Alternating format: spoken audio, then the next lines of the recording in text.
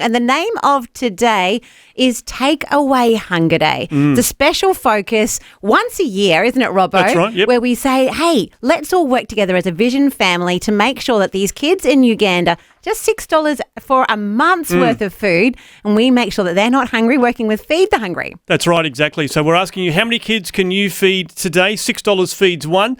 Maybe you can feed 10 or 20, maybe. We were talking to Ben Evans a few minutes ago. There's 120 kids in a Ugandan classroom. Yes. Maybe you can feed a whole Ugandan classroom full of kids today with your donation. But we've got Stefan with us in the studio as well from Feed the Hungry. And, mate, you were saying before about Violet, a young lady who you have met there and you've gotten to know over the last few years.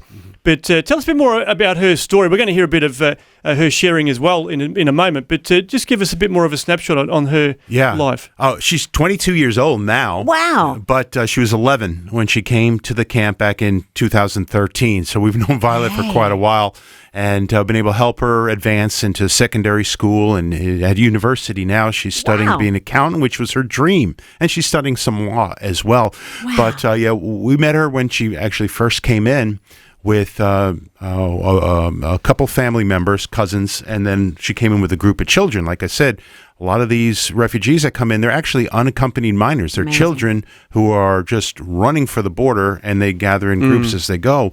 And when we first met her, Bob Bosek, who's our operations director at the time, he asked her, he said, Violet, how can we pray?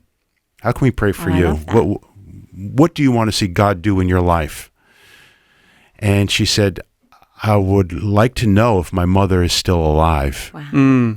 Because they were separated. She knows her dad was killed and her mom had fled and they had fled and we had to go different directions.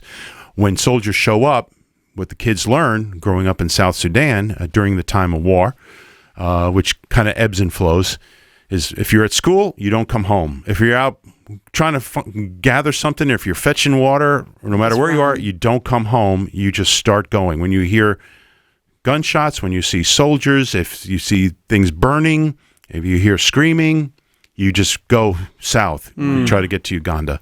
And that's what they, essentially did after they took up refuge and hid in a neighbor's house for a few days as the violence was approaching. Anyway, Bob had said, does your mom have a cell phone? And she said, she does.